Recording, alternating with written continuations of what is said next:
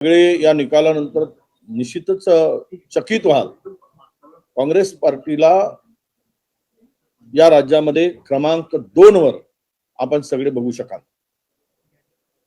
ग्रामीण भागातील जनतेने यावेळेस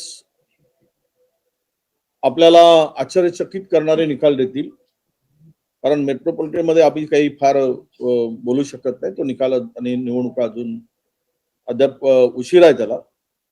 पण आजचा निकाल मात्र विदर्भामधील सर्वाधिक नगर परिषदा या काँग्रेसच्या ताब्यात दिसतील आणि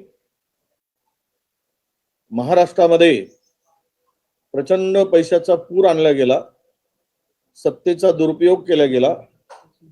त्यामुळं भारतीय जनता पक्ष निवडणूक आयोगाच्या सहकार्याने 1 नंबरवर राहील. परंतु जनतेच्या आशीर्वादाने आणि जनतेच्या सहकार्याने आणि आम्ही कुठलाही बळ नसताना काँग्रेस पक्ष स्वबळावर क्रमांक 2 पर्यंत पोहोचते, याचाच अर्थ जनतेच्या मनामध्ये काँग्रेस आहे, राहील, हा याचा अर्थ निवडणूक निकालानंतर सगळ्यांना दिसेल. 2 नंबरवर पोहोचाल असं म्हणतायत, नंबर 1 वर कोण राहील असं वाटतं मला. मी सांगितलं ना, भारतीय जनता पक्षच सांगितलं ते काय, आपण 1 नंबरवर भाजपच राहील, कारण सत्ता आहे, इतके मोठे सगळे मंत्री आहेत, प्रचंड पैसा आहे, सोबतीला निवडणूक आयोग आहे, त्यामुळे स्वाभाविक आहे की नंबर 1 ला तेच असणार.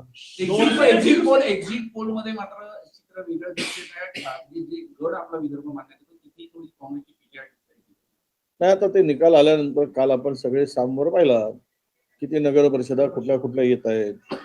त्यामुळे मी मुद्दाम साम हा विषय यासाठी केला की बाकीच्या एक्झिट पोल मी दाखवले नाही, साम दाखवत होतो त्यामुळे, आणि नगर परिषदा वाईज दाखवत होतो.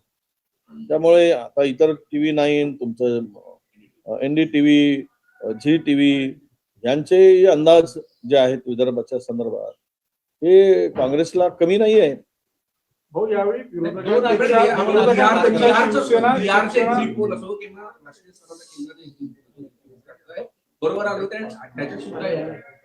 नाही, असं आहे, काँग्रेस 2 आकडे पोहोचेल का हे मी सांगणार नाही. 246 नगर परिषदा आहेत. 246 नगर परिषदामध्ये काँग्रेसचा आकडा क्रमांक 2 वर राहील राज्यात. एवढं मी खात्रीनं तुम्हा सगळ्यांना सांगतोय, आणि तेवढंच सहकार्य जनतेचं होतं हे मी फिरताना मला दिसलेलं आहे. हो, विरोधी पक्षापेक्षा यावेळी शिवसेना एकनाथ शिंदे प्रचारात जास्त समोर होते. तुम्हाला काय वाटतं, 2 नंबरवर तुम्ही तुमचा दावा करता, शिवसेना कुठला नंबर? शिवसेना 3ऱ्या नंबरवरच जाईल. हे बघाल तुम्ही निकालानंतर क्लिअर होईल, स्पष्ट होईल. त्यामुळे सत्तेतील पक्षाच्या विरुद्ध लढताना, सत्तेच्या विरुद्ध लढताना संपूर्ण राज्यामध्ये आमचे 16 आमदार आहेत. फक्त 16 आमदारांच्या बळावर जर आम्ही क्रमांक 2 वर पोहोचतो आहोत, तर जनतेच्या मनातील भावनांचा, शेतकऱ्यांच्या, बेरोजगारांच्या आणि महिलांच्या मनातील तो उद्रेक आहे असा त्याचा अर्थ निघेल, आणि यापासून सत्ताधारी निकालानंतर धडा घेतील असं सुद्धा आगाऊ सूचनाच मी त्यांना करतोय. विदर्भामध्ये 100 ठिकाणी 100 शहरांमध्ये मतदान होत आहे. किती आकडा तुम्हाला अपेक्षित आहे काँग्रेस? आम्ही सांगितलं की विदर्भामध्ये आम्ही चांगला परफॉर्मन्स करू, आणि विदर्भामध्ये किमान 30 ते 32 नगर परिषदा ह्या काँग्रेसच्या ताब्यात तुम्हाला दिसतील. भाजप 365 दिवस ऍक्टिव्ह मोडवर असतो. आता भाजपनं या मतमोजणीच्या आधीच महानगरपालिकेसाठी मुख्यमंत्री, गडकरी, फडणवीस सगळे बावनकुळे मीटिंग घेत आहेत आणि महानगरपालिकेसाठी ऍक्टिव्ह मोडवर आहे. काँग्रेसची काय स्थिती आहे? आम्ही ते कोण म्हणतो ऍक्टिव्ह मोड वगैरे काही नसतं. सत्ता आहे, पॉवर आहे, सगळ्या गोष्टी आहेत त्यांच्याकडे, त्यामुळे ते ऍक्टिव्ह मोडवर दिसतात. त्याच्या सोबतीला सगळी मीडिया आहे, त्यामुळे ते ऍक्टिव्ह मोडवर दिसतात. थँक्यू.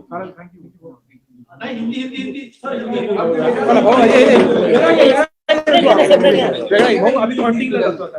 चला काय